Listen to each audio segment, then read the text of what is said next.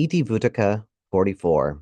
This was said by the Blessed One, said by the Arahant. So I have heard. Monks, there are these two forms of the unbinding property, which two? The unbinding property with fuel remaining and the unbinding property with no fuel remaining.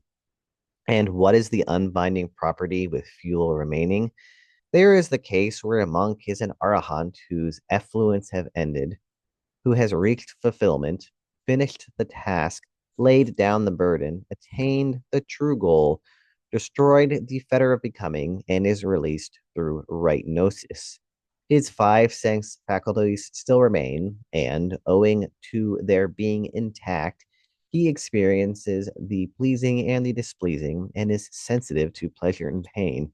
His ending of passion, aversion, and delusion is termed the unbinding property with fuel remaining.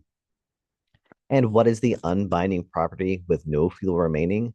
There is the case where a monk is an arahant whose effluents have ended, who has reached fulfillment, finished the task, laid down the burden, attained the true goal, destroyed the fetter of becoming, and is released through right gnosis. For him, all that is sensed being unrelished will grow cold right here. This is termed the unbinding property with no fuel remaining.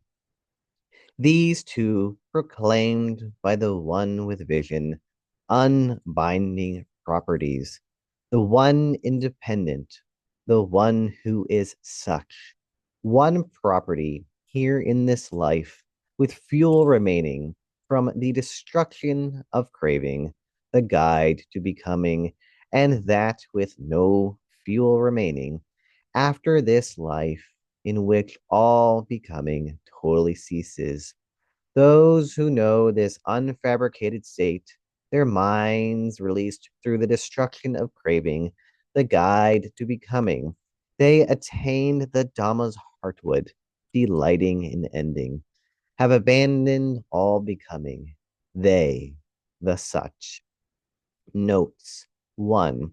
With fuel remaining, sa upadisesa, and with no fuel remaining, anupadisesa. The analogy here is to a fire. In the first case, the flames are out, but the embers are still glowing. In the second, the fire is so thoroughly out that the embers have grown cold. The fuel here is the five aggregates. See the glossary. While the arahant is still alive, he or she still experiences the five aggregates, but they do not burn with the fires of passion, aversion, or delusion.